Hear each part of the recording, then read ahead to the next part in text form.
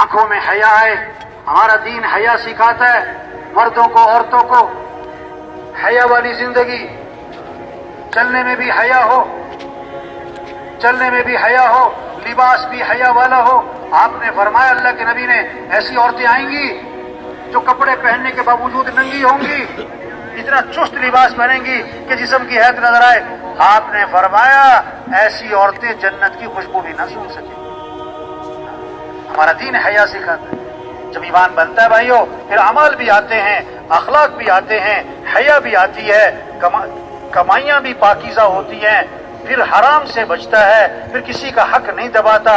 ایک صحابی نے عرض کیا, حضور مجھے ایسا عمل بتلائیں میں مستجاب الدعوات بن جاؤں, میری ہر دعا قبول ہوا کرے. کتنی زبردست بات, میری ہر دعا قبول ہوا کرے. لوگ تو تلاش کرتے ہیں ایسا اللہ کا ولی, اس سے جا کے دعا کروائیں. اللہ کے نبی مجھے ایسا عمل بتلائیں میں مستجاب الدعوات بنوں, میرا سیدھا اللہ سے تعلق ہو جائے, میں اپنا مسئلہ اللہ کے سامنے رکھنے والا بنوں. آپ نے بات تو بہت بڑی لیکن جملہ چھوٹا سا فرمایا. کیا فرمایا؟ کوئی لمبی چوڑی فہرست نہیں گنوائی. فرمایا اپنی کمائی کو پاکیزہ بنا لو, اللہ تمہاری ہر دعا قبول کیا کرے گا. کسی کا حق نہ دبانا, کسی کا حق نہ دبانا. حرام, ایک حرام کا لقمہ ہے 40 دن تک کوئی عبادت قبول نہ ہو. بیت اللہ کا غلاف پکڑ کے چیخ رہا ہے, یا رب یا رب. اللہ فرماتے دعا کہاں سے قبول کروں, کھانا تو حرام ہے, پینا تو حرام ہے, لباس تو حرام ہے, دعا کہاں سے قبول کروں. برکت حلال میں ہے. ایک ایک کو سمجھائیں, دل میں بٹھائیں کہ دنیا کے انسانوں برکت حلال میں ہے, حرام میں نہیں. 5,000 حلال کے, 5 لاکھ حرام کے, اور برکت اس 5,000 میں. 2 مرلے کا مکان حلال کا, 2 کنال کا بنگلہ حرام کا, اور تمہارا سکون جو ہے اس 2 مرلے میں ہے. ہاں, آج لوگ برکت نہیں چاہتے, کثرت چاہتے. آج لوگ برکت نہیں چاہتے, کثرت چاہتے. ایک کہاوت ہے, کہاوت سمجھانے کے لیے, کہ فاختہ اور چیل درخت پہ بیٹھی تھی. فاختہ اور چیل درخت پہ بیٹھی تھی. فاختہ حلال ہے لیکن چھوٹی ہے, چیل حرام ہے لیکن بڑی ہے. تو شکاری بندوق لے کے پہنچ گیا شکار کرتا ہوا. فاختہ نے چیل سے کہا بھاگ جا, مارے گا تجھے. چیل نے کہا میں حرام ہوں, تو حلال ہے, اس نے تجھے مارنا ہے, تو بھاگ. چیل فاختہ نے کہا میری مان, اس نے مجھے نہیں مارنا, تجھے مارنا ہے, جلدی نکل.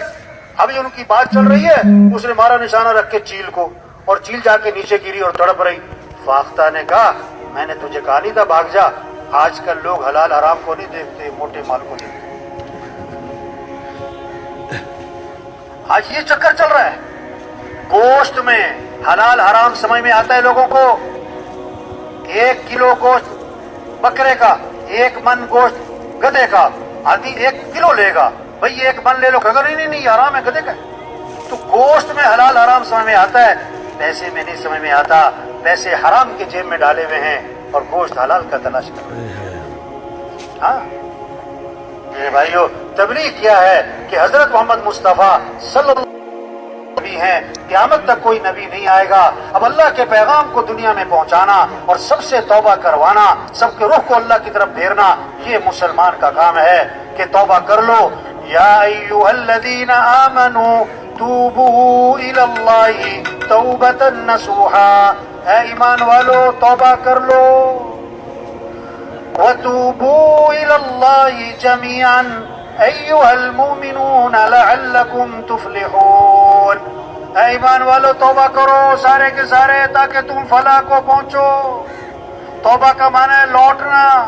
اے ایمان والو لوٹاؤ اللہ کی طرف, دین کی طرف, اعمال کی طرف, سنت کی طرف, حیا کی طرف, مسجد کی طرف, نبی والی زندگی کی طرف.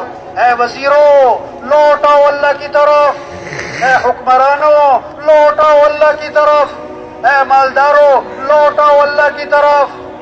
اللہ بال سفید کر کے سمجھا رہا ہے توبہ کرو, بیماریاں لگا کے سمجھا رہا ہے توبہ کرو, حق بات کان میں ڈال کے سنا رہا ہے سمجھا رہا ہے توبہ کرو, جنازے دکھا کے سمجھا رہا ہے توبہ کرو, कितने लोग हैं जो सूरज का तुलू देखते हैं, गुरूब नहीं देख पाते।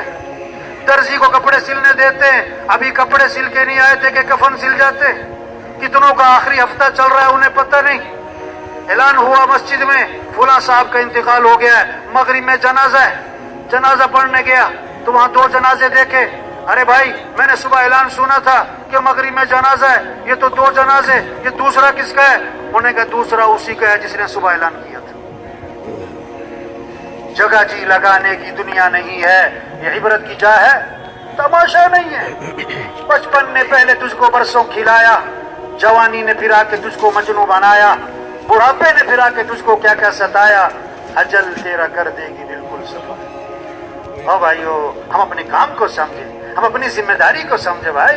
हम तो दुकान के लिए थोड़ा है पैसा पैसा पैसा, सुबह से शाम दुकान, सुबह से शाम दफ्तर, सुबह से शाम कारोबार, 40 साल उम्र कारोबार, 60 साल उम्र कारोबार। अरे भाई, रेलगाड़ी जब लाहौर से रेल कराची चलती है ना, हाँ, जब हैदराबाद क्रॉस करती है ना, तो लोग अपना सामान बांधना शुरू कर देते, और जब लांडी पहुंचती है पोस्ट से अपना सामान दरवाजे पर ले आते, क्योंकि सफर खत्म। हम सब की जिंदगी की गाड़ी चल रही है भाई। आपने फरमाया अक्सर मेरी उम्मत के लोगों की उम्र 60 से 70, बहुत से 60 से पहले फारिग, बहुत कम है 70 से ऊपर, अक्सरियत 60-70 में मर जाती है। अल्लाह के नबी का अपना इंतकाल हुआ और आपकी उम्र कितनी थी? 63। हम सब की जिंदगी की गाड़ी चल रही है। कोई खाने वाल पहुंचा हुआ है, कोई रोटी पहुंचा हुआ है, और कोई नवाब शाह पहुंचा हुआ है, और जो 50 से ऊपर निकल गया ये हैदराबाद से आगे निकल गया, और जो 60 पे पहुंच गया वो तो लांडी पहुंच गया। अब कोई लांडी पहुंच के सीटों पे कब्जा करे, कितनी बड़ी जहालत। ओ भाई, पता तो किसी का भी कोई नहीं। हम समझते हैं जो 80 साल का बाबा, इसका पता कोई नहीं, वो पता 20 साल वाले का भी कोई नहीं। हम समझते हैं जिसको डॉक्टर ने जवाब दिया इसका पता कोई नहीं, नहीं, डॉक्टर साहब का अपना पता कोई नहीं। पिंडी में एक डॉक्टर साहब ने मरीज को देखा और देख कर कहा कि जी ये बचेगा नहीं, ये थोड़े दिनों का मेहमान है, ये मर जाएगा, ऐसी बीमारी है। अल्लाह की शान, मरीज ठीक हो गया, डॉक्टर मर गया, तो अल्लाह को पता है। हाँ, उमर बिन अब्दुल अजीज रहमतुल्लाह अलैह को जहर दिया गया, 43 साल तकरीबन उम्र थी, आंखें बंद करके लेटे हुए थे, आंखें बंद करके लेटे हुए थे, लोग बैठे हुए थे गमगीन।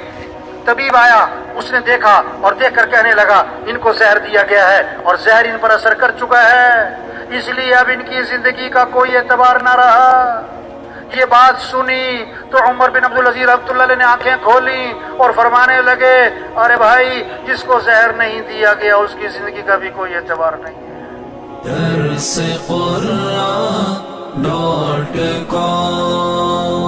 www.darsequran.com